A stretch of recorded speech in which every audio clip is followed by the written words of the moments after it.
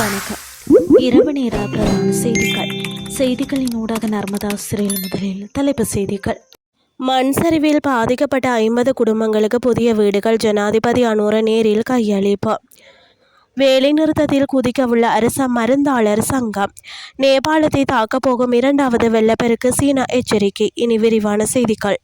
பதுளை பூனாகலை கபரகலை பகுதியில் 2023ஆம் ஆண்டு ஏற்பட்ட மண் சரிவினால் வீடுகளை இழந்த 50 குடும்பங்களுக்காக நிர்மாணிக்கப்பட்ட நவோதயாகம வீட்டு திட்டத்தை ஜனாதிபதி அனுரகுமார திசாநாயக்க இன்று மக்களிடம் கையளித்தார்.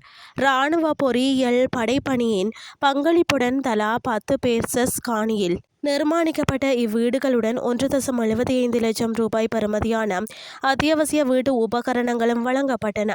அத்துடன் இந்திய வீட்டு திட்டத்தின் கீழ் 163 பயனாளிகளுக்கு காணி உறுதிகளும் வழங்கி வைக்கப்பட்டுள்ளன. இந்நிகழ்வில் உரையாற்றிய ஜனாதிபதி, நாட்டின் பொருளாதாரத்திற்கு முதுகெலும்பாக விளங்கும் மலேக மக்களின் காணி உரிமை, கல்வி மற்றும் சுகாதாரத்தை உறுதிப்படுத்துவது அரசாங்கத்தின் பிரதான பொறுப்பு என தெரிவித்தார். மேலும் மத்திய மலையகத்தை பாதுகாப்பாக விசேட அதிகார சபை ஒன்று விரைவில் நிறுவப்படும் எனவும் அவர் குறிப்பிட்டார். மேலதிக நேர கொடுப்பனவுகள் தொடர்பான பிரச்சினைகளை முன்வைத்து அரச மருந்தாளர்கள் சங்கம் ஒருநாள் தொழிற்சங்க போராட்டத்தில் ஈடுபட தீர்மானித்துள்ளது. எதிர்வரும் 31ஆம் தேதி திங்கட்கிழமை காலை 8 மணி முதல் குறித்த போராட்டம் முன்னெடுக்கப்பட உள்ளது. 2026 ஆகஸ்ட் 29ஆம் தேதியை அடிப்படையாக கொண்டு சுகாதார செயலாளர்களினால் சுற்றறிக்கை ஒன்று வெளியிடப்பட்டிருந்த நிலையில் அதில் மருந்தாளர்களின் மேலதிக நேர கொடுப்பனவுகளின் பெயர் மேலதிக நேர கொடுப்பனவுகள் என திருத்தப்பட்டிருந்தது. அதன் பின்னர் ஏற்றுக்கொள்ளக்கூடிய எந்த காரணமும் தெரிவிக்கப்படாமல் மருத்துவ சேவையின் தலையீடு காரணமாக அச்சுற்றறிக்கை ரத்து செய்யப்பட்டுள்ளதாக சங்கத்தின் தலைவர் அஜித் பி திலகரத்ன தெரிவித்துள்ளார்.